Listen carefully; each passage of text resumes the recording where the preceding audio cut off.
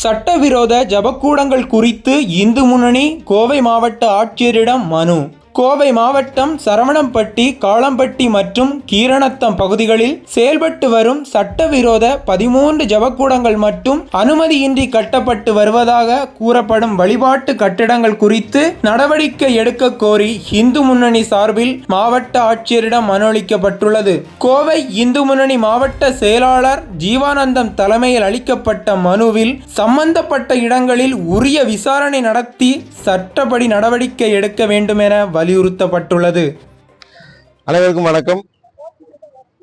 கோவை மாநகர் மாவட்டம் இந்து முன்னணி சார்பாக சரவணம்பட்டி பகுதி, காளப்பட்டி பகுதியில் பார்த்தீங்கன்னா சமீப காலமாக அதிகமான சட்டவிரோத ஜபக்கூடம் ஒரு 13 ஆயிருக்குது. அதுபோக காளப்பட்டியில் கீரணத்தில் 2 பக்கமே சிஎஸ்சி சர்ச் ஆக்கிரமித்து போலி பட்டா, போலி பத்திரம் வச்சு கட்டியிருக்காங்க.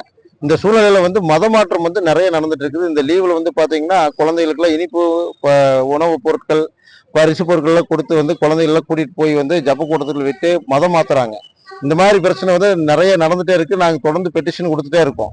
இப்போ அதுக்காக என்ன பார்த்தீங்கன்னா 14 ஜபக்கூடம், சட்டவிரோத ஜபக்கூடத்துக்குமே, அப்புறம் பார்த்தீங்கன்னா சங்கரா காலேஜ் பக்கத்தில், வேட்டக்காரன் கோயில் பக்கத்தில் புதுசாக ஆம்ப்ரோஸ் நகருங்கிற ஒரு பகுதியில் சர்ச்சுக்கு பர்மிஷன் வாங்கிட்டேன்னு சொல்லி பில்டிங் கட்டிட்டு இருக்காங்க.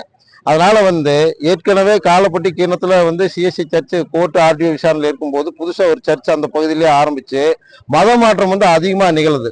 அதனால நாங்கள் கலெக்டருக்கு, தாசில்தாருக்கு, எஸ்பி, ஏசி, கார்பரேஷன் கமிஷனருக்கு எல்லாத்துக்குமே பெட்டிஷன் கொடுக்கறதுக்காக இங்கே வந்திருக்கோம். இது மேலே நடவடிக்கை எடுக்கணுங்கிறத கேட்டுக்கொள்கிறோம்.